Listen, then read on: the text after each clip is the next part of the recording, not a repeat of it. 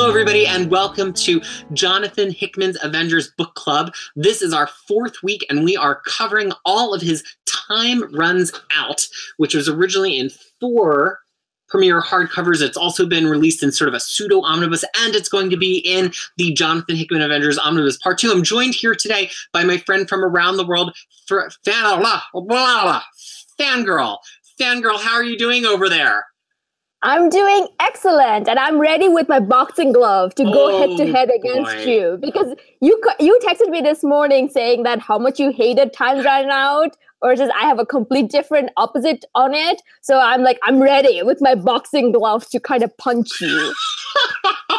Good thing this isn't in 3D, because everybody would have just left right out of their seats. So it's funny is we really don't like pre-discuss. What we do is we both let each other know when we finish. And then usually we give like a little like 2 sentences of like, I thought the most interesting thing was this, just so we get like a sense of what we're going to talk about on the show. Right. And so Faria finished, like a few days ago, because she always beats me. And she was like, oh, I thought so-and-so was interesting, but this other thing made me mad. And then I finished and I was like, I hate this so much, I want to rip out the pages out of the books. So she knows I'm coming in hot into this one, and she brought her boxing glove. She just texted back boxing gloves. That was her response. That's all I did, because I actually I used to own a boxing like a bag, so that I could do it every time I come back from work. I would pretty much just box my frustration out. I have since then sold it, but yeah, I am an accomplished amateur boxer that way. Like Steve Rogers, you just come home from work and you pound the bag until it just flies across the room. Yeah. Oh yeah, 100%. Those bags used to fly off all the time. I mean, it was like 90 pounds bags. Yeah, they were flying off the handles. Goodness. But yeah, so tell me why you don't like it, because I'm gonna be the voice of positivity. So you tell me, nerd, why you didn't like it. It's interesting because I feel like this run we've been so aligned in our conversations about almost everything up until this run, and you can ever since Infinity, you can kind of feel us growing apart a little bit. Well, first let's set up what this is. So Jonathan Hickman clearly had an end game for his Avengers that he wanted to do, and it's about more than the Avengers. It's really about like the entire cast of Marvel heroes on Earth, and some of them beyond Earth.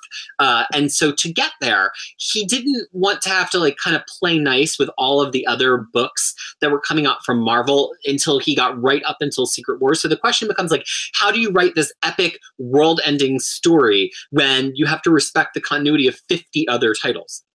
And his answer to that was, well, we're just going to jump it 8 months into the future so that all of those other titles have time to end, resolve. He closely coordinated with the writers of all the major heroes he'd be using, because it tracks pretty well to what happened and everything else. And that way he could kind of write this free and clear while they were also finishing up their plots without a lot of conflict.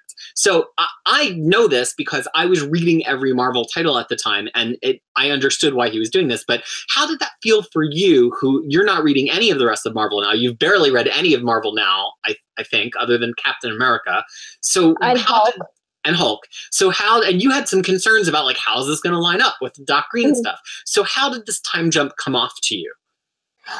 Well, I think that's where we are kind of different, in the sense that I usually look at a comic run as just by itself. I try not to get too focused on all the other things that were going on. So I was just looking at it, okay, Hickman's writing Avengers and New Avengers, and how is that story progressing? So I only know about all the other things that were going on because you told me either, or Wikipedia told me. So it didn't bother me so much. And the thing is I was kind of concerned about how I'm going to handle Old Man Steve, but somehow I found out that I still find him very hot, which was concerning to be attracted to Octopus. Because he's really old, yeah. Yes, he's very old, but I'm like, ooh, grandpa.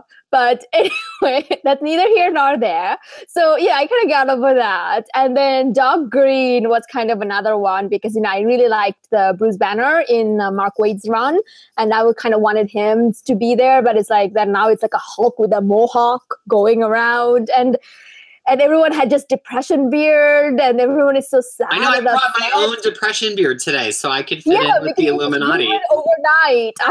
Well, I was planning to be depressed by reading this, and then I didn't shave, I think was the story. Yeah, and I don't know, I felt felt like, oh, okay, just a story. And the thing is, reading everything in one chunk is much different experience than issue by issue, right? So I read the whole thing, like, I didn't wait for anything. I read the whole thing. So to me, I'm like, oh, okay, look at that. They just jumped 8 months. Okay, let's see what things go. So it didn't bother me so much. I mean, I wish everyone was like, the old, like, Steve wasn't old or it was still Bruce Banner, but it's one of those things like, oh, okay, whatever, let's go. Well, I think one thing that's really interesting is that the 8 months was more necessary to clear all of the other stories in Marvel than it was necessary for this story. Yeah. Like some of the things, clearly we've missed some cool events, and part of my like frustration with this run is some of the things that Hickman describes seem like better stories than the one he's writing. But it also feels like he's doing a lot of tell instead of show, especially in the first like 6 or 7 issues of this, because he's basically catching us up on all of the stuff that happened that the story's never going to get told. And I'm like, but that all sounds awesome, and now I'm just watching characters talk about it. And so I kind of felt like it only had to be 8 months because he needed to like wait for the rest of the universe to catch up. And if there wasn't for that mechanical problem and he was just doing this on his own, or if it was a freestanding run, he probably could have just told some of those stories instead of catching us up on some of those stories. And so that's where my frustration with this run begins. I feel like we're dropped into the middle of something that's not as interesting as what we missed. And that's going to be with Marvel all the time, because that's one of their biggest flaws. They do it all the time. DC never does it. They never does it. Like, you'd read Batman run and you would never be like, oh, but he was, no, don't worry about it. That was different. They never mention it. That never comes out. Even if they're like their events, you'd never know where all these other people were. But Marvel always try to maintain this continuity. And in order to do that, they always ruin good stories like this. So it's one of those things like, I mean, I kind of accepted that. That's probably why I'm like, oh, okay, whatever. You're much more at peace with it than I am. Like that kind of stuff frustrates me, but you're like, whatever, it's comics. And you just kind of keep going. I just like can't get past it. Right, but the thing is, like, remember what I was telling you in the morning. I'm like, if I were getting frustrated at every time a female character was being misrepresented, I would never read comics anymore. So there's like a lot of things I kind of tend to get over, and this is like one of the other things about Marvel that I'm like, ugh, okay, whatever, okay, let's go. And as part of that, we kind of lose the distinction between the two titles. In rereading it this time, I kind of was having a feeling of like, why didn't they just relaunch this as like Avengers Time Turned Out, or Avengers World, or Avengers whatever? Because it seems like the events are just so much flowing from one title to the other, and the way that they're collected, it just flows right to the other, one to the other. And I don't even really understand what the point was in having an Avengers title, New Avengers, because sometimes it feels like the Illuminati stories in Avengers, sometimes it feels like some of the the builder plots are in New Avengers. And I just like really question why they had to be 2 separate titles. It doesn't really make a lot of sense to me. Yeah, it's another one of those things is that, okay, because in order for them to relaunch something again, they would have to renumber it, and then all the nerds would lose their mind or lose their lunch over it. So it's just like, okay, we're just going to continue on. But I think it shouldn't have been like Avengers and New Avengers from the get-go. I think it should have been like one title from the beginning. So yeah, because it's not like you really could enjoy one without the other. And I think my frustration here comes from like, the reading order is so intricate. Like at first it goes back and forth, but then at one point, 2 New Avengers issues. And if you were like, knowing that the medium is moving towards digital, if you were on Marvel Unlimited or something, or Comixology reading only one of the series, you would have no idea what was going on or where you should hop back and forth to. We're like reliant on these collected editions to set us straight. And Hickman is always very great and explicit about like the reading order should be this. Like even before his Fantastic Four omnibuses came out, he tweeted like, hey, so you all know, here's the order to read the issues in, which I think is awesome. But at the same time, it's like not everybody's following Jonathan Hickman on Twitter. Not everybody's reading Crushing Crisis. Right. Some people are just on Marvel Unlimited, like trying to figure out how to enjoy this series. And it just sometimes renumbering annoys me. But in this case, I really feel like it was time to just accept that it's all one big story. Right. I mean, thank the Living Tribunal that see, I know Living Tribunal now. Yeah. In this book that I got, that's the kind of like a mini omnibus. Like everything is like in order. But if it weren't, if I had to go back and forth, that would have driven me insane. Then I would have the same reaction as you do. I'm like, this sucks. Well, these are actually in order too. So for people who don't collect oversized books, or now that these are cheaper, because these came out in hardcover and in paperback, if you look at the contents pages, these are totally threaded. It went from having separate books and it actually has them listed in the table of contents in order, so you can kind of follow them. So I think the only people who had to like really tear their hair out were people reading single issues. So we start this with kind of an expanded Illuminati, and I'm kind of like really into who they expanded it to include. It's got Bruce Banner, who we picked up before the Time Drum. It's got Captain Britain, who's a big favorite of mine. I've got his books right behind me here, and he's on my shelf here. I guess I can add him to the Illuminati now. And it's also got Amadeus Cho. So it's still no women, but we have expanded to like a wider group of characters. And I think that their perspectives helped, and the removal of Tony helps to make this Illuminati, to me, like a little bit more sympathetic and not just kind of like punchable as they've been in the past. Wrong. Wrong. Okay, so how did you feel about that?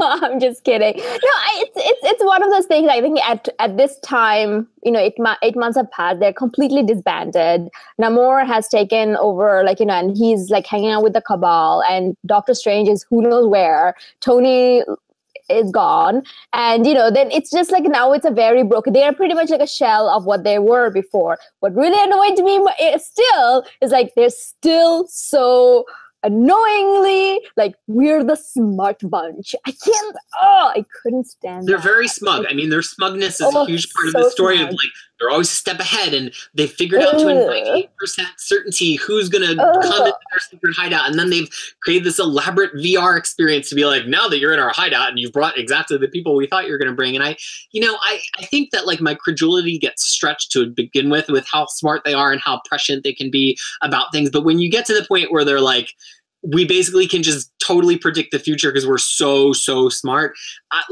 My suspension of disbelief just starts to break a little bit. And I think at the point where like Cap walks in and to Beast and Hulk playing the chess game on virtual reality to kind of say, we've anticipated all of your moves. Not only did it break my suspension of disbelief a little, but it made me really frustrated with how Hickman was writing Captain America, who's like a strategic genius. But it kind of made me feel like they were saying like, well, Captain America is so stupid that we can figure out every move he's going to make. And it kind of really pulled me out of my read. And the thing is though, but one of the good thing about it, because of that, I could understand why Cap was so mad.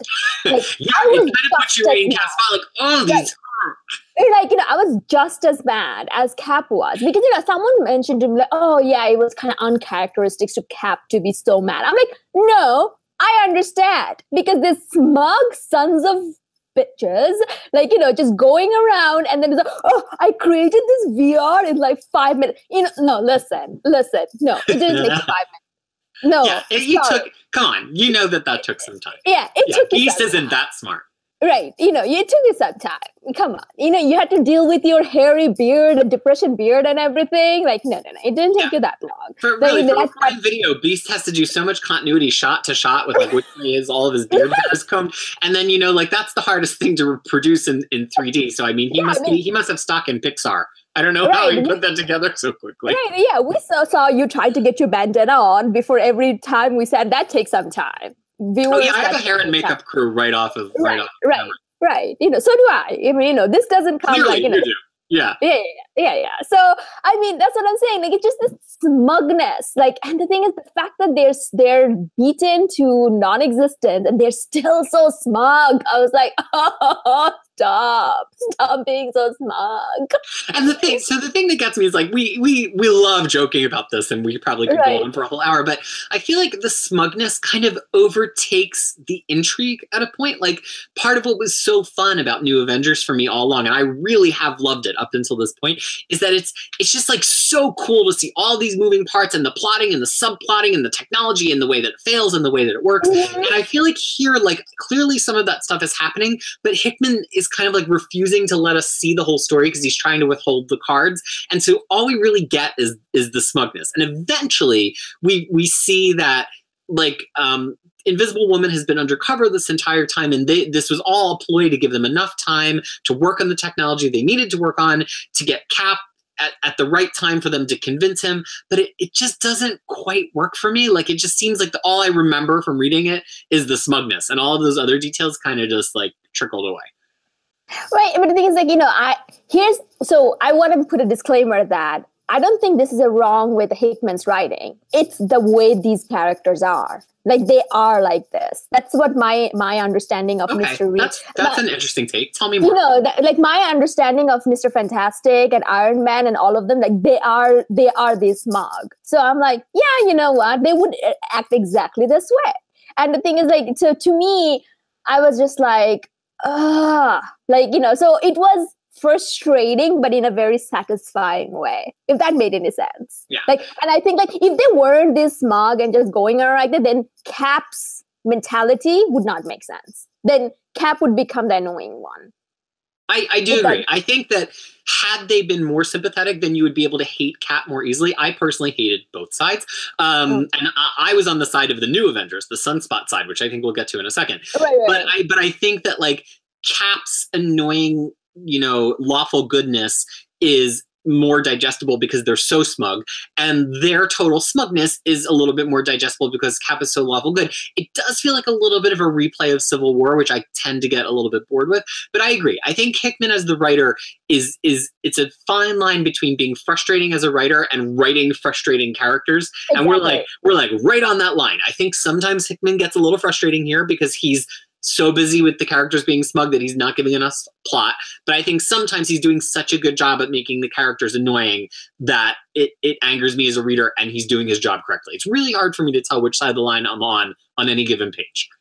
Right. But one of the things that I thought was a bit interesting, though, and if you haven't told me, and I don't think I would have read it, is like the issues from Avengers World, like especially the last 4 or 5 issues, I don't understand why they're not part of the story. So I'm gesticulating wildly here. So the first time around, the end of Avengers World hadn't even come out yet by the time these were coming out, because this is time to run out. Yeah.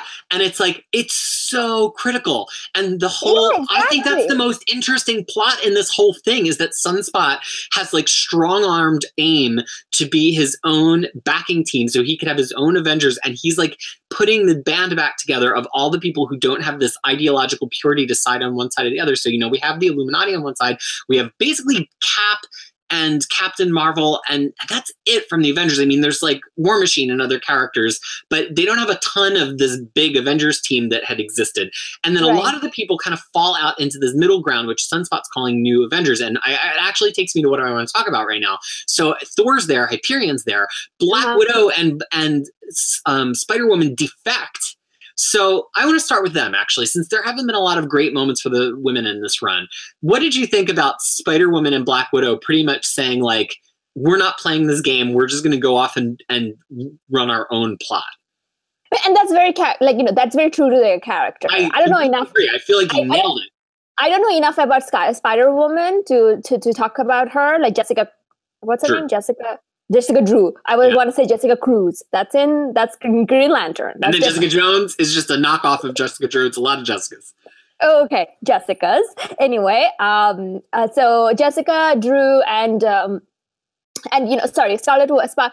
Spider-Woman and Black Widow, they defected, and I think that's very to their character. What I was kind of very excited about is the fact that they tried to go and save Tony, but Tony is like, oh, I don't need your help and stuff. And they're like, you know what? Whatever. I think that was it was one of the most humanizing moments of this whole run for me, because it kind of took somebody with a fresher perspective from outside of this, and not just a anti-perspective, right? They're not just Cap, who's like, all of these decisions are wrong. Like, Black Widow has read in her ledger, she accepts that there are acceptable losses. And it gives you a chance to see that Iron Man could have cooperated with them, but he has that same ideological pureness as Cap. And I want to go to something that's in one of the last few issues, actually, where Mr. Fantastic, in a brilliant monologue, describes Tony as a man from the future stuck in the present. And he has this great description of him where he tells Cap, look, I'm smarter than Tony Stark, but Tony Stark is more visionary than me. And I am willing to solve things as they come one at a time. Tony Stark is frustrated that he can't just fix everything right now, and it's a different kind of frustration, and that's why he's a different kind of friend to you. And I just, in that moment, I was like, wow, I feel like this is one of the, and Cap kind of like gets it. And I just felt like even though they weren't in the same scene as each other, it's such a great understanding to have of Tony Stark. And then to go back and read that Spider-Woman and Black Widow scene with him in the cage, you understand why he's so unwilling. It's not that he's so proud that he won't apologize. It's that he won't accept that he can't get to the whole future right now. And that's one of the good thing about them, though. That's why the Captain America and Iron Man dynamic works, because he's a man of the future trapped in present, and Cap is a man of the past trapped in present. So that's one of the reasons it's kind of frustrating that they don't seem to see eye to eye so often. Well, no, I mean, why it should be like, that is how it goes. But the thing is that, that's one of the reasons they can't ever get together. But at the same time, they should understand each other more, and they don't. So that kind of goes to show that, and Cap tries, but Tony never does. And that, to me, makes him a little bit annoying. That makes him a bit of an annoying friend. I know I have a couple of those annoying friends, so I can speak to that. I think I am that annoying friend, which is kind of fun. Maybe this is why you side with Cap and I side with Tony. I was trying not to say. I mean, No, because I'm kind of that friend that's like, my friends are like, Peter, where are you? I'm like, I'm publishing 7 videos a week. Leave me alone. Like, I would have just like. I get I do have like a little eye twitch developing. So let's now use this to start to explore some of the characters outside. So we talked about Black Widow and Spider-Woman, who ultimately wind up siding with the New Avengers. Although I kind of feel like they kind of just toss their hands up and like they're like, okay, well, we don't. I guess this is the third side is the side that's left. But then Sunspot has also put some big things into motion. He basically sends Hyperion and Thor and Starbrand or Brandstar and Nightmask to their deaths. He sent them to their deaths with the Exnelios and Abyss. That to me is probably the most interesting part of this whole run, is their like cosmic road trip to their death. Right. But the thing is, like, once again, it becomes one of those things like, are they really gonna die? Like, I had that moment of confusion, and then I'm like, oh no, they did. That was the moment to me when I realized that, and this, well, it turns out I have a lot to talk about, and I don't, it's not just that I hate it, I feel like that I have such nuanced opinions about it, of why it works and doesn't work, and like without doing an hour of talking about it, it's easiest to just say I hate it. But like, I actually have a ton of stuff I want to talk about. So at that moment when Hickman kills Thor and Hyperion after killing Starbrand and Nightmask, did you have a moment of like what was that moment for you? Because I remember reading it for me, I was like, wow, we can't there's no coming back from this. There's got to be some kind of reset or reboot or something, because he just killed Thor. I know. And the thing is, like, to me, that, like, this line, it just stuck with me. Like, it just stuck with me. It's like, it's the sun shone one last time, and there were lightning and thunder.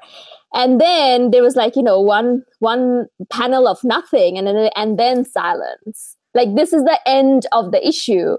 And I was like, wait, what do you mean silence? What's happening? What's happening right now? And it was kind of very hard to actually digest that actually happened, that he ended up killing all 4 of the new characters that he created and introduced, plus Hyperion and Thor, and and all in one issue that it happens. And it was not just an easy, like, oh, just a flick of a finger death. Each death was very emotionally impactful. Like, Ex Nihilo and Abyss kind of just runs into their death because they wanted to stop one of the Beyonders. And I was really sad that I loved those characters. Right. And you realize now that this was Hickman's plan all along, and he was never going to leave. They were his, and he was going to take the toys off the table when he was done. But I was like, oh, no, don't! Exactly. And that's the thing, though, because I was like, oh, no, don't! But, and then also, like, the Nightmask, he's Benjamin Buttoning. Yeah, so he turns into a sperm and an egg. and that's not me saying it. That's actually Starbrand or Brandstar. Which one is it? Nightmask is the black man in the gown, and Starbrand is the white guy. And, okay. Yeah. No. I was just talking about the name, like whether it's Starbrand or Brandstar. You got me all confused. Brandstar is such a great name. I can't help but use it for you. Starbrand actually kind of tells him that, oh, you're Benjamin Buttoning. And then, he's like, what? And like, never mind. But yeah, then, he just kind of, because they had to make one more jump, and each jump takes more energy out of him, and he loses his, loses parts of his life. And then, the last jump just turned him into a baby, and he never showed up. And then with Starbrand, like he had to fight, then Thor loses his eyes, and I'm like, oh no, we already lost the eye. What are they gonna do in Avengers in Infinity War? Is he gonna lose the other eye? He loses, sorry, it was actually Hyperion who loses. Thor's already lost an eye. You'd be forgiven. It's hard to keep track of all of the eyes. Right. Yeah. Thor already, and then Hyperion loses the eye, then Thor loses his arm, like one of the Beyonder actually yank his arm. And then Thor becomes worthy again, which is like, it's such a big moment, because when we come back from Secret Wars and to Marvel Now, he's still unworthy. But like Hickman actually writes this amazing moment, and he's like, he goes to pick up his unworthy Thor hammer, and he's like so tickled that he can't pick it up that he's like, okay, this is cool. I'm just going to be Odin's son because I guess I'm worthy again. But Mjolnir. And the laughter that he gives, that was very heart wrenching, at least to me, because he couldn't pick up the hammer, and he just looked at the whatever sky, and then he just laughs at his father that, oh, this is the trick that you're putting me through. And then they just oh, okay, they at this point they're pretty much a couple, Hyperion and Thor. They're just like, okay, let's do this one last time. I did kind of enjoy their like platonic, lifelong, same-sex relationship. I want for a buddy cup, like not buddy cup, like a buddy road trip where they're going cross-country to find colleges for the zebra kids.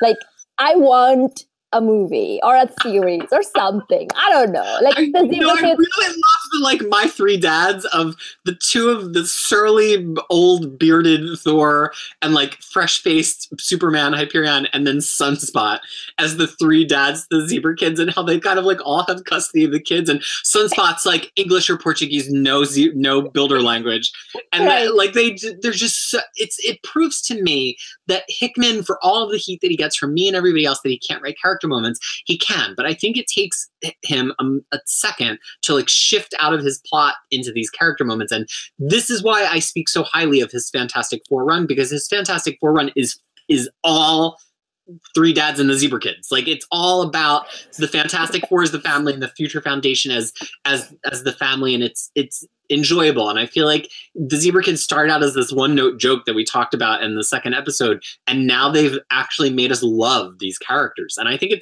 it's genius. It's a great move.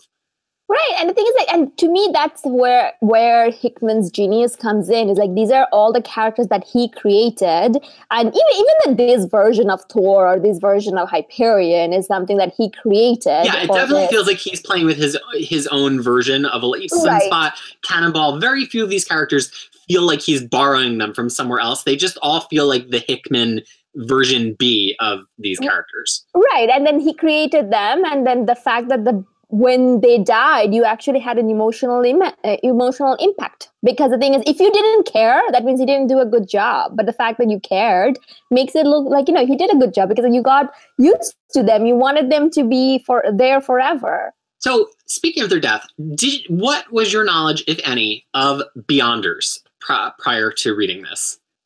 None.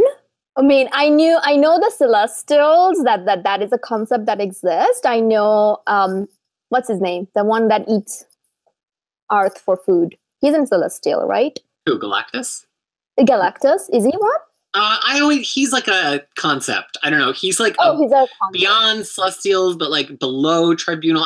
I'm really bad at the whole cosmic okay, because hierarchy. I know that there's like two other on top of him who managed to capture him. There's like a whole pyramid scheme of cosmic. Who managed to capture him for Thanos in an Annihilation storyline. Yeah. I remember that. And the thing is, like, the Living Tribunal is pretty much the guy I always say that, that being with a towel on his head. That's how I know him, that Marvel being with a towel on his head. So yeah, I knew very limited of them, but I knew the concept exists.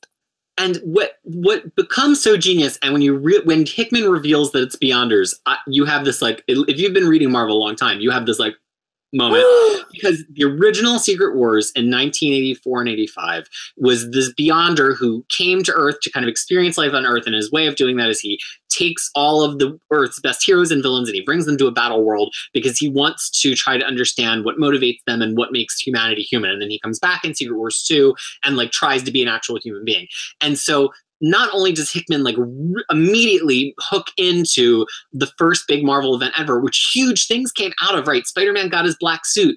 Magneto became a good guy. Doctor Doom briefly had the power of a god, which we're going to come back to in a couple minutes. And not only does Hickman like tap into that proud history, but he also manages to elevate the threat of these Beyonders by saying like, this is the whole race of Beyonders. That they refer to that other Beyonder who was all powerful and undefeatable as the baby Beyonder. And so it like really, really drives home how connected he is to so many different parts of Marvel's history. Like the man does his homework. You can't love him or hate him. You really can't dispute that. So we have the Beyonders and we finally understand what their role in this, what is connected to the Builders and the White Priests and everything. But then the other big, huge bombshell is that all along the Black Priests have been the army of Doctor Strange. What was your reaction to that? So is that's a question I had. Was it all along, or was it after at some point something else happened that got it? Because that I wasn't sure whether I missed some other runs or something. This is one of those things in this run that I find to be an actual unforced error from Hickman. Like, because it seems like the Black Priests had been along long enough that they were the ones that were hunting Black Swan when she was young. And so Doctor Strange, if he's been their person in charge of them this whole time, has been around for that long, which implies some sort of time travel, which of course Doom, we find out, actually did time travel. So like your brain just wants to go, okay, well, Doom and Doctor Strange are being set up as these two opposing forces. So if Doom time traveled, Doctor Strange time traveled. And the part of the reason I originally thought that was because maybe this is why Actually, let me take that back. The reason why I'm confused, and I think maybe he did join them midway through, is because I'm like, well, is that why he sold his soul? Like, is that why when he goes to sell his soul in the magic world, they're like, you have no soul left? So I just think Hickman I read it really carefully and this time to try to understand it. And I really, not that I need everything explained, but I do think there's like a missing brick in the wall in terms of this Doctor Strange story. Right. I thought that's when it happened. I thought that when he went to sell his soul, that's why when he came back and he had all these powers to take down all the Justice Leagues. And that's where there was a story over there where he kind of went and met up with them and had something else. So you have to explain to me, what is the relationship between the map makers with the Beyonders then? Oh boy. I don't know if I can anymore. It's, what's funny is when I started reading this run, I was like, okay, I'm going to understand it this time. I'm going to be a really careful reader. I'm going to take notes. And I think through Infinity, that really worked for me. And I was like, okay, this does make sense. Maybe I was just like frustrated. Maybe it wasn't good to read it spread out originally. But I still think there's some things in this part of the run that like you'd have to draw a huge chart to make it make sense. And even then, it's like how interesting is it really? You have to... Yeah, go ahead. So the Beyonders made everything, and by making everything, one of the things that they create is the map makers, because the Beyonders are not going to sit around and like micromanage every little fjord in Sweden. So they make the map makers to like expand the scope of their universe. But then the Beyonders kind of are like, well, or we could start destroying things. But like the map makers fundamentally don't want the whole universe to be destroyed. So it kind of like, I could be wrong, but it seems as though it kind of sets the Beyonders and the map makers on slightly opposite paths, where the Beyonders are in favor of the universe being destroyed, which is why the Earths are all colliding. But the map makers are like, well, we don't have to get rid of the whole universe. We could just get rid of Earth. So let's just let all of the Earths get destroyed. And then, so that's like these two factions. Then you have Doctor Doom, who, well, we'll get to that in a minute. And then you have, you have Doctor Strange, who, I don't know. At that point, I run out of Random Access memory, and I just don't understand. My understanding of it was, okay, let me try to be. Yeah, you try. Okay, all right, everyone. I'm going to put my glasses up. So what happened was that Beyonders got bored, as all high being used to get, and always do, and they decided they're going to do some kind of experiment. But one thing that they forgot, that in every reality, there is a molecule man, and all molecule men are the same. They are actually not different molecule man. They are one molecule man, and that holds all the reality. Yes. Okay? Yes. All right. So I took them as like analogs for different editors coming in and out. Like I took the Beyonders to be an analog for different Marvel editors-in-chief. Like it looked like that Hickman was trying to expand the universe, destroy the universe, whatever. Right. And it's like the characters are the characters. Right, exactly. Yeah. But the thing is, each characters are the writers of each reality. Like in each. But the thing is, Molecule Man, I assumed that he probably had one good run and he didn't have one. So that's why he's just like, just constant throughout. And the idea was, if you can destroy them, then that Earth becomes invisible to them. Is that a thing? Like, yeah, because is that why he partnered up with Doom and had Doom kill all the parts of all Molecule Man, or he was just a crazy person to begin with? Well, I think ultimately that it's kind of like we can almost make an alignment chart, and we have to go through all the different things that motivate these people. So there's the destroy the universe or not. Well, the only ones who really want to destroy the universe ultimately are the Beyonders. So everybody is against that, even the map makers.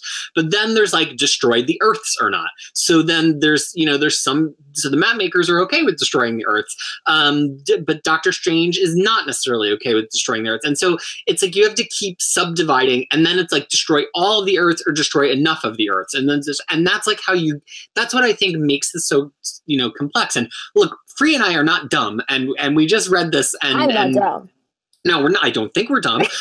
We just read this. We made notes. We were paid careful attention. But it just comes down to I just feel like it was too many teams with too many similar motivations, and it's like I am not against complicated comics. I love complicated comic books, but I think this conversation shows that I don't know if Hickman truly differentiated the motivations of these four factions enough. And and then you add in the space faction trying to come and kill Earth, and then you add the Earth factions. You're going to get somebody in the comments being like, I can explain it. You guys just aren't paying attention. But I think that if you had to go to this extraordinary of a length to try to unpack all of the motivations, that maybe you got a little too focused on the tangle of the plot and not focused enough on the delightful part of the plot. Right. And the thing is, in conclusion, what I understood is that Beyonders got rid of the Celestials because they are the only ones who could stop them. So they went ahead and got rid of them. And then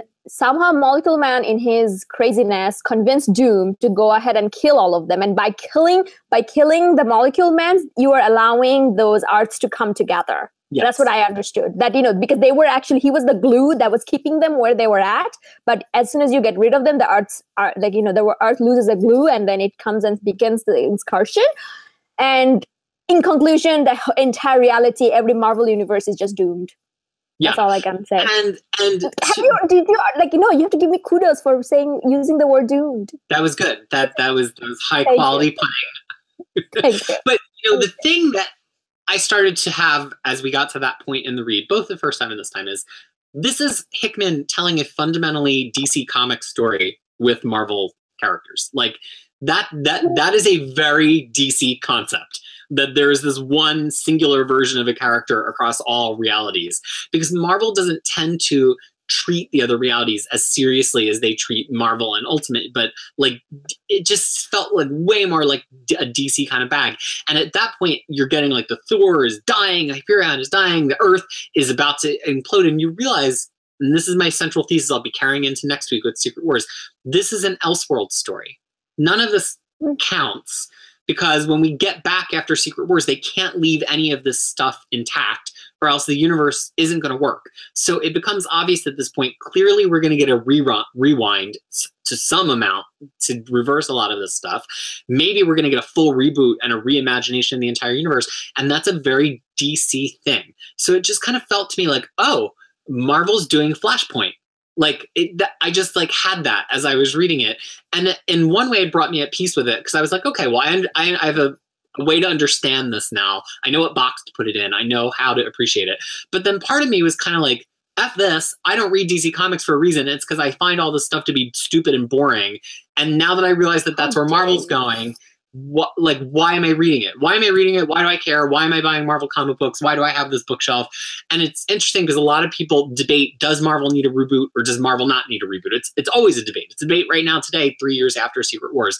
But for me, it signaled to me that I needed to step back and not care about comic books as much, because they're just going to tell the story they're going to tell. And this whole idea that Marvel has mattered ever since 1961 to present is an illusion. It's just ink on a page, and I have to move on with my life. So actually, as I got to that realization that this is Elseworlds and all those other things, I stopped buying Marvel comics. I actually stopped. I begrudgingly read Secret Wars, but I stopped reading Marvel comic books for over 2 years after this, and only started reading again so I could work on my guides on my blog. I didn't really. I'm not buying physical versions anymore. And so it's kind of, I don't know. This is deeply personal for me because it's when I decided I don't like comic books. I clearly don't like comic books. No, yeah. I mean, that's what I'm saying, though, because I think a lot of, and this is not a slide on you. I'm just trying to understand. I'm just trying to understand, nerd culture, which I'm part of, in the sense that this is a trapping that a lot of comic book reader falls under. And the thing is, because by not buying any more Marvel comics after that, you can pretty much just not read a lot of good stories. I'm not saying everything that came after that was good, but I discovered when I came back, I was like, wow, some of these books are good, even if the majority of them are terrible. Right. But the thing is, at the end of the day, what do you think Marvel would do? Do you think at any point were you under the illusion that Marvel will actually destroy their bread and butter and not write any more comics?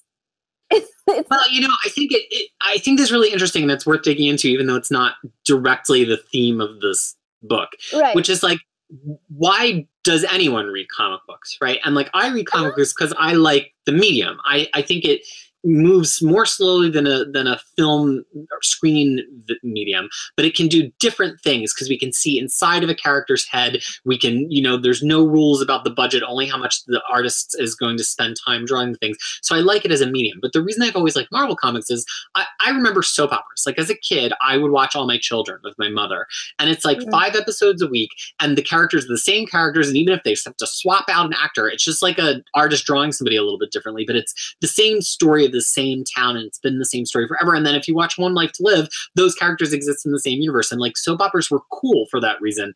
And that's how I feel about Marvel comics. Marvel comics to me is cool because it's all the same story, and that's where my brand loyalty lies. And so if they're going to say, hey, we're DC now, we can tell whatever story whenever we want, our history doesn't matter, we can reboot or tinker, then to me, I'm like, okay, well, I might as well just read my Image comic books because now there's no reason to read Marvel anymore. That's why I stick with Marvel, whether it's good or bad, because there's continuity. And if you're going to take away the continuity, then I'm not going to read your bad comic books, which a lot of people would probably say to me, why were you reading bad comic books to begin with? And I'd say well, they're great at marketing. They told me everything mattered, so I treated it like I mattered and I read it even if it was bad. Right. But the thing is I understand that's where you're coming from, but I don't usually approach comics that way. But that has never been your attraction to comic books. No. Because the thing is, I get to read 30,000 issues that are all in the same continuity. Right. Because the thing is, it will. Marvel tries to have their cake and eat it too. They try to we're going to be in continuity, but we're going to do all these cool concept ideas that will not be in continuity anymore because it's impossible to do that. Because, we talked about it before, though, in a few years, Second World War will stop having much meaning. Well, we're already discovering that people, there was a poll recently that the majority of Americans think that, or not the majority, but a significant number of Americans think that less than 2 million Jews were killed in the Holocaust. So already this memory of World War II. Memory is elapsing. All of that things are happening. What are they going to do with Cap and Magneto? What are they going to do? It's going to come. And already they have ruined Punisher so much. Punisher began with a Vietnam vet. Now he's an Iraq vet. They have to, because the thing is you have to. It's so, and that's one of the reasons DC is better that way. They are not rooted to real real events. So their events can happen anytime. Right, Bruce Wayne's parents can be killed anytime. Clark right, Kent can arrive anytime. In the 50s, in the 90s, it just Right. it doesn't matter. And I think Because I'm all they have even to Wonder do Woman, is who's like change the kind of having to do with World War II, like they've finessed it so it can be at any point in conflict in the world. It doesn't have to be World War II. Well, that's the thing, but then you lose the fundamental, because that's what the Captain America's fundamental is based on. We're completely talking about something else. We completely digressed, by the way. Well, but I think here's how I think it connects to Hickman, because part of the reason that Marvel wants to have a cake and eat it too is because they do these things that introduce these huge concepts, and then they have to keep making them work, and it becomes cognitive debt or technical debt, where somebody wants to pick up this new book and they're like, well, tell me what to read. And then you go on a message board and they're like, we've got to read these 50 books to understand why this book is. But part of that is because Marvel wants to keep using these same heroes. And it's like these two concepts don't entirely match. If you want to have one universe where every story matters, sometimes you've got to break some eggs and put some characters back on the shelf, because you can't have the same character be on both sides of every conflict stretching back to eternity. It stops making sense. And I think that Hickman, like this run is Hickman acknowledging that. He's like, Marvel continuity is broken. I'm going to kill Thor. I'm going to end the world. I'm going to make Doctor Doom into a god. I'm going to do all of these things that Marvel normally never lets anybody do, because this is the only way to tell a good story. You've got to be able to like break things. But as a result, it pushes it into this like Elseworlds category, and you have Marvel zombies like me being like, well, it doesn't count, and I'm ready to just like chuck the book. But because Marvel trained us to feel that way. It's but the thing is, like, I think it's really interesting. Fight the zombie within you. That's all I'm saying. Fight the zombie within you. But to me, like, it just like, honestly, like, before you mentioned, I forgot that Illuminati are the same people who sent Hulk off the space. Like, I forgot about that. And the fact that in this run, Hulk is actually working with them. Yeah, and the old version of the Illuminati would send this Illuminati into space for some of the choices that they've made. Right. So that's what I'm saying. That it's like one thing that, and this is something that one of my friends told me, is like, don't look at it this way. Look at it like this is a movie. This is one series. I'm going to just look at it with my blinders on, and I'm going to judge it based on this. I'm going to judge it what this writer is doing with some of the established characters. How is this, he or she is progressing the characters, and are they gonna tell an entertaining story? If you look at it from that lens, this run was very good to me. Like, it was a very interesting. So I want to get into this, because looking at it from that lens, feel that this run was bad. I'm not like trying to just be combative. If I were to take this run and not look at all the ways that let me get the gloves. Let me get my gloves on. So my thesis statement here is, if this run is meant to just be taken as its own thing, Hickman flubbed the landing. He didn't give us enough detail about how this plot, why we should care about this plot, and ultimately he makes it about Captain America and Iron Man having a fist fight, which we've all seen before, and then he blows up the Earth. So if I was to just read this run and be like, okay, well, this is the run, judge it, I score it fail. That is my score. So why do you say that if you read this run on its own and don't care about what's going on outside, that it's good? Well, maybe because I didn't read enough Marvel. No, but I'm not trying to make you take that back. I'm like, give us your pitch. Tell us why it's good. Because it has everything that I like in a comic book, or not like in a comic book, but in a story. It has time traveling, it has dimension hopping, it has multiverse, it has like character moments, characters I love to hate, characters I loved. It has like, that scene with Hulk and Tony standing in like, in opposite side of a conference table, and the Hulk, Bruce Banner is just shoving a tranquilizer in here, like. That, like, the fact that it's like it has Cap going to future and accepting all this technological marvel without batting an eye, like, that's the way Cap is. It has all these new characters that you never heard before, and then they come and you actually cared for them when they died. And it has like, Hyperion, who is one of my personal favorite, and who actually had two gods have a crisis moment. Are they human? And it has all these different little things that made me like it. And I completely can see all of that. And having read this with you, I appreciate it more. I think part of consuming comic books alone is you become your own echo chamber. And the thing that annoys you or frustrates you or you don't understand or whatever, you have no other perspective on that. And so you just grow to like that or hate that. And then the problem with like message board cultures, even though it feels like you're discussing it with friends, you're deliberately fine-tuning those friends to have the perspectives you mostly agree with.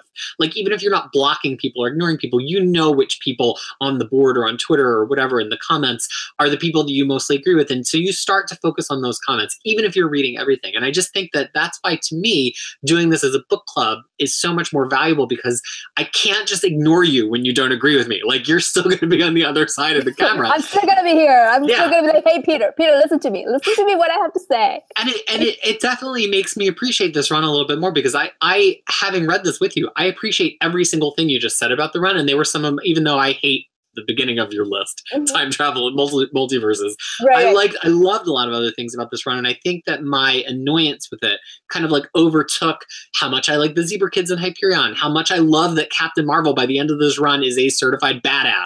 How much, like, I forgot to mention those things. I know, but because there's so many things, and I think that that's you know, to me, that is the value of comics as a social phenomena. Like, I hope that that's what people are getting by watching this, and I hope they disagree with both of us at different points, and that they haven't just turned it off.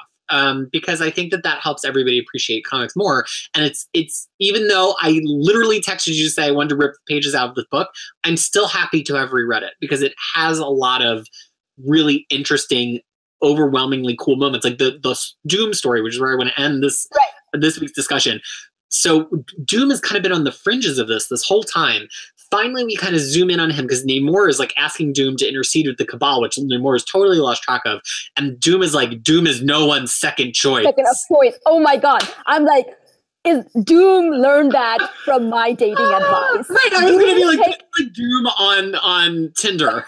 Right, like, this is Doom. Thou shalt not swipe. What is the bad swipe? Left, right? I don't know. Doesn't matter what it is. But you do not swipe off Doom. Right. Doom was being a diva. I love Diva Doom. I love it. I do too. The more that Doom is like an evil villain drag queen, the more that I love him. You know, that's another thing I forgot to mention. Is like evil Diva Doom. I love Diva Doom. I mean, it's like, you know, he's such a diva. And the thing is, like, Namor, like in his, like, you know, he was all hotty totty in, like, you know, his last Avengers, New Avengers number 24 or whatever. He's like, oh, we're gonna bring Cabal and you're gonna help me. And then two issues later, Doom, can you help me? Can you help me? Like, you know, and they've had a long history too, so it was really it wasn't the same as like seeing like Cap come to Doom or Doctor Strange go, who all of whom do have history with Doom, but Namor and Doom, I mean, we're in supervillain team up together, and like they have a history, and it was just so delightful to see Doom. They both have hots for Sue Storm. I mean, you know, that's what they wanted to connect on. And I think that's one of the things we started this whole thing about, like, why Avengers World stuff is not included. That makes so much more sense. I completely agree. I think that because you even get that Doom moment with Valyria in Avengers World, and if you hadn't had that, I don't know if you would appreciate Doom as much here. Right. And the thing is, like, we also didn't mention Valyria Richard. How old is she? Like 4? What? No. Her whole deal is that she's this like toddler super genius. That's like the whole conceit of the character. What is the things that, you know, Mr. Fantastic is taking, and what did Sue Storm take to make that genius kid? Well, they're irradiated. Their kids are mutants. Oh, that's true. So these are all radiated kids. Okay, they're not normal kids. I feel much better, because, you know, when I was 4, I was just scratching my butt. I mean, I was scratching my butt and watching, like, you know, TV. I wasn't. Well, I'm trying to raise a little Valyria Richards over here. That's how I'm grading my parenting. I'm like, can she go end the world with Dr. Doom? Then I think I'm doing well this week. Right. Because she was like a genius thing. I mean, you know, we could talk more about her in Secret War, but, you know, she was like a sweetheart. I'm like, oh, and Franklin was just like, you know, hanging around over there. Who is the older brother? He's older than she is. Yeah, I think you're gonna love Jonathan Hickman's Fantastic Four. Like, everything that you like about this is like magnified 100-fold in his Fantastic Four run.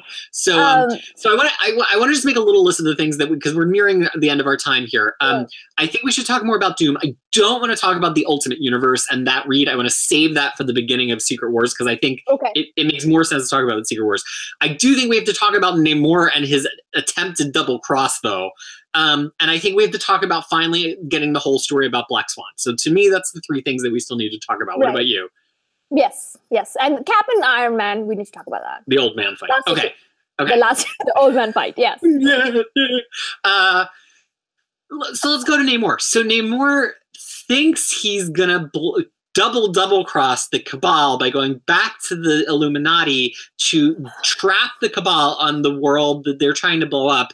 But then the Illuminati double cross Namor. Well, actually, just Black Panther does, because Black Panther's like, I'm not going to let Namor leave that world. I'm going to execute him. But then Black Panther, in trying to make it painful for Namor, double crosses himself because it gives Namor and the Cabal enough time to get away, and that brings them to the Ultimate Universe, which we'll talk about next time.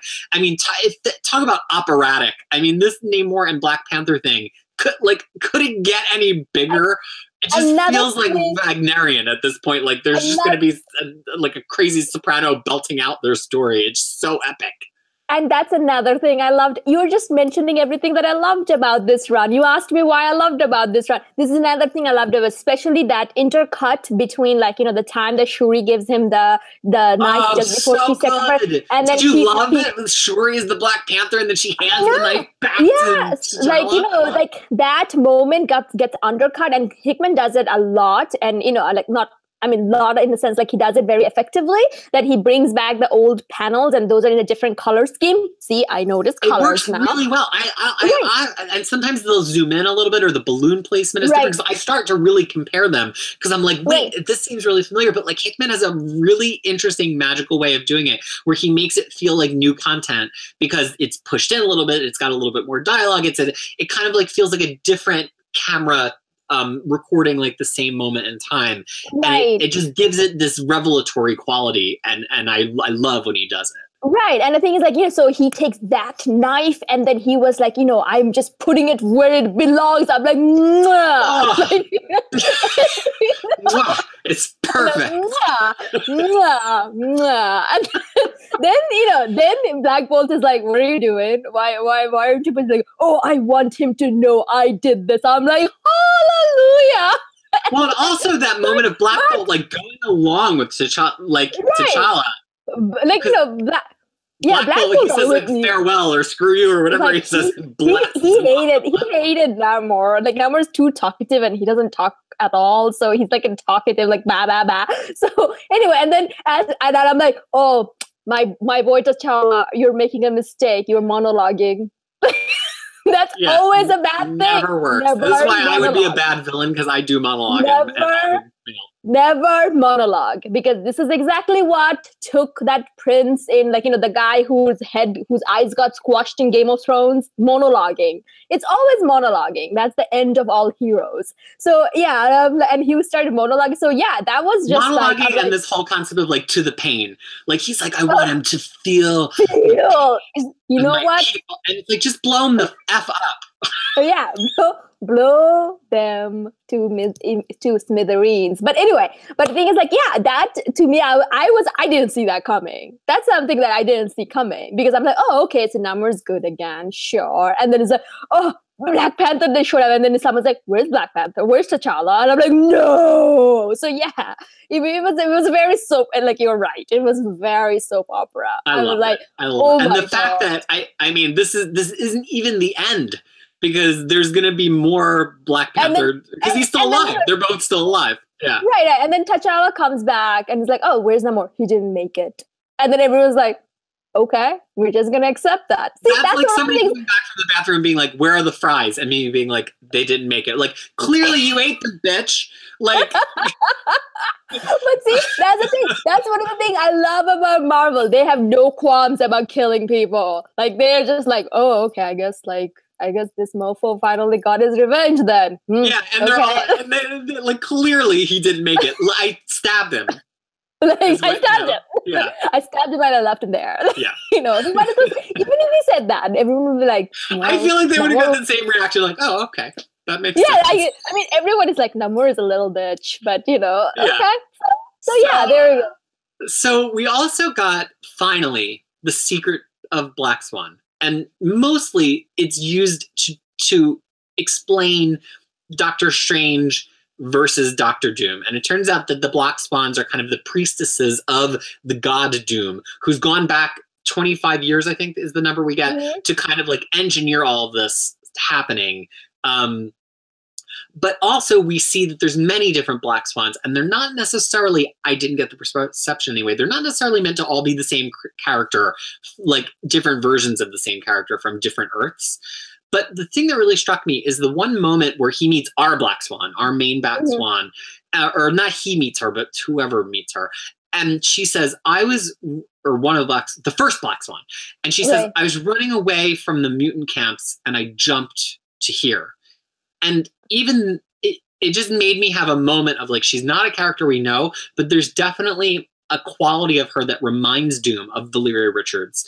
And Valeria Richards is a mutant. And if we go back to the Days of Future Past, original story by Chris Claremont in 1981, Franklin Richards is in the mutant camps. Like, it just really, really bound this up to the fabric of the Marvel Universe for me, where would Doom have taken pity on this original Black Swan if not for his relationship with Valeria? Like, she's changed him so much by making him find love for something other than himself.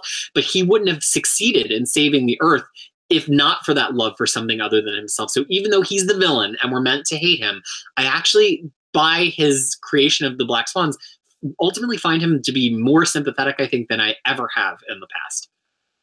Right. But the thing is, like, and that's where my lack of not reading Hickman's Fantastic Four kind of makes it a little bit detrimental, that I wasn't sure where all of that were coming from. So it's one of those things that I'm going to kind of hold off my opinion on it for the time being. But one thing was very interesting I found was the Black Swan of Earth 616 was an inverted color than the rest of the Black Swans. Oh, why is that? You're right. I don't know. What is like? So it's like because she defected, she inverted her color, or she was the first one, so she was different. But then even within the Black Swans, Hickman's like, and then there were factions, and that's when I'm like, bloop bloop, too many factions. I can't. I don't care. Just tell me the stuff that I need to know about the Black Swan. They were just helpers to help him get rid of more Molecule Man, right? Yeah. Like that's what they were doing. They were kind of, and that's one of the reasons all of a sudden it went from like 1 billion Earths to like 12, like, or 2 dozens, because, they became very effective or something like that. I don't know. I think the reason that was the Beyonders. I think that was the Beyonders. So, so all this time, whenever she says, I can never say it right, Rabu Alal, yeah, that's been Doom this whole time. So I was reading this knowing that. How do you feel now that you could go back and reread it and realize she's talking about Dr. Doom every time she says that? A bit anticlimactic, though, but really? I do also understand why she was always so fascinated with Richards, with the Mr. Fantastic, because she's always talking to him. She was always trying to kind of figure it out, like always buddy with him more than anyone else. So that kind of made sense because because Doom is obsessed with Richard. With Reed, and so that's why he probably talked about him, and that's why she was fascinated by him. And also, I think it kind of explains why she seems so Sue Storm-ish. Like, for a while, we thought maybe she was an alternate version of Susan Storm, but it kind of like speaks to that. So much fun. Like, I think that would have been fun. I still think that should have been the case personally. But so where I feel like I had somewhere I wanted to go from there. So actually, before we talk about the old man fight, Sue Storm, one of the best characters in Marvel. Hickman is actually very, very good at writing her when he puts his mind to it.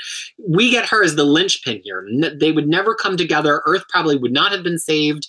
None of this stuff would have happened if Sue Storm's compassion hadn't overruled Reed Richards solve everything. And I feel like a lot of the finality of the story is like compassion wins over ideological purity. All the people who wanted ideological purity meet their end in some way or another, including Cap and Tony, like fighting it to the end.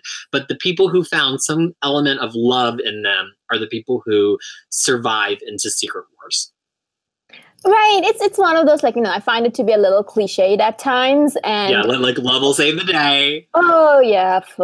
Like, I'm psychopath. So me too. I'm a total sociopath. Yeah. Like, so the thing is, like, what I'm saying is that, once again, not having, like, I don't know enough about like their relationship, what I always, so here's the thing. Warren Ellis's Planetary ruined Fantastic Four for me. Like I don't see, I don't see Fantastic Four as anything, as loving or family. So people are like, oh yeah, it's a story about family. I'm like, what? Like, sure. And the thing is, like, Reed Richards often comes off to me as like someone who is that hotty-totty about his intelligence is not going to be a family man. You know, he's not. So to me, it's like he's a negligent father. So I just don't understand why Sue is so loyal to him. Well, like that, I seriously hope we read the Hickman Fantastic Four at some point, because it has a lot of that.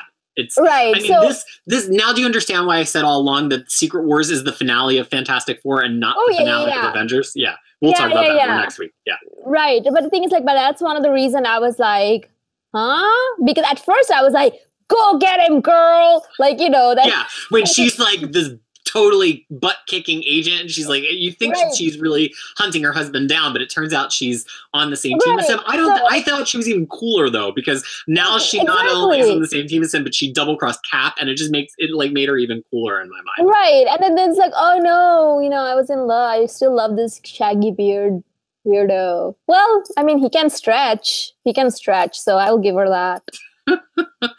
Before that goes to a place that I don't know if we necessarily want to go to, let's have you give your final monologue about the old man fight, because I just don't care. I love that fight. I love the old man fight. Tell us about the old man fight.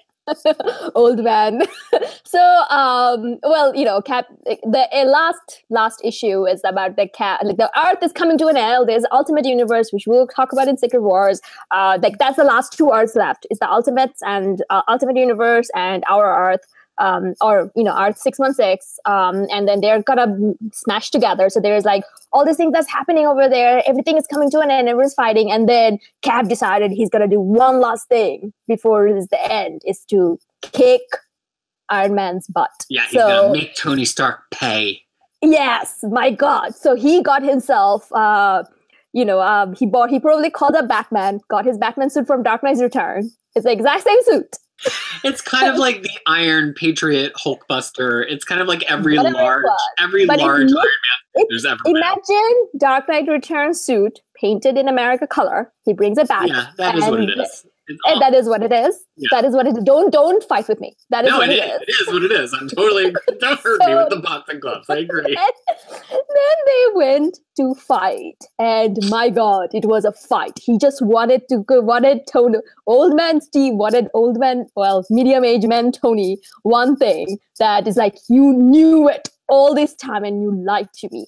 What was really kind of made, stuck with me is the intercut with the first issue, or with when they were all hopeful, when they were younger, more hopeful, when they were bringing the Avengers world together.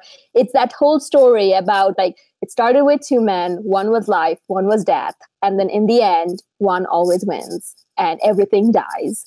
It was just, I don't know. That kind of brought the whole thing in like a complete circle. Like, it was like, it started with a hope. It started with two men wanted to make Avengers. I almost felt like it was Hickman talking about him and his artist, Jeremy Opena, wanted to talk a story. And then in the end, it just concluded. Or Hickman and Tom Brevoort, the editor, who at the beginning they were very chummy in interviews, and at the end there started to be the sense that they were like locked in a room together to give these interviews. Or maybe that. I don't know much about that. But the thing is, like, to me, it just felt like it brought everything together. I'm like, yes, the world is end. This is the end. They tried everything they tried, it all failed. Sunspot tried to send people. They Reed and their hotty-totty friends tried to do some stuff. Cap tried to do something. It just failed. And now this is the last moment they have left together. That it began with those two men and it ended with them. And I think that's a great place to close this episode. And I'll just say that as much as I have frustration with it, because I feel like, okay, we've seen Civil War, whatever. Again, this goes to Hickman's statement of like, this is what you can do with the Marvel Universe if you're allowed to end things. Like, Cap and Iron Man would come to blows eventually. Like, they're brothers, but their philosophy is too splintered. It doesn't make sense that we keep getting them back together. Really, what would happen is they would ultimately fight to the death, and their focus on each other would actually eclipse their focus on the world, because that's their nature. Like, they're just two sides of a coin, you know? And I appreciate that he was able to take it to that point. I think in retrospect, I enjoy that more about it than I did the first time, where I was like, really, this whole Avengers is going to end with the same Civil War fight over again. Yeah, like, it's easier to appreciate now in hindsight than it was as it was coming out. I was like, this is the final issue. Yeah, it had to be. To be honest, though, it had to be. Right, it does. It logically had to be, because that's the whole point of this run. Right, everything, they begin with this. They begin with everything dies. And that was that was the thesis statement, because, you know, that's kind of what Hickman wanted to put, as you pointed out. But the thing is, like, I personally don't know what else could have happened, because, well, first, I lack imagination, or second, I just really I just really loved it. I really, like, you know, I don't know. I think that once I read that, I was like, it was 2 weeks for me to read all of this. And, you know, in the middle, I read some other stuff. But yeah, it was very satisfying ending for me. Well, that is where we're going to end the episode, with Freya being quite satisfied with Avengers and maybe helping me find a little kernel of love for it in my cold, dead, comic-hating heart. I didn't. My gloves did. She beat some sense into me, just like Captain America beating some sense into Tony Stark, which is completely appropriate for the two of us. Before we go, I do want to point out one thing, though. I was disappointed in the lack of female lead characters in this whole run. That really disappointed me, because there's women that are just kind of coming in and out, and it just always fizzled out. I was not happy about that. Yeah, I feel like there's, like, again, I'm never going to say the story's bad just because it has male characters, but I'm somebody who likes female characters. Is why I started reading comics, because I saw all the women on the cover of an X-Men comic book.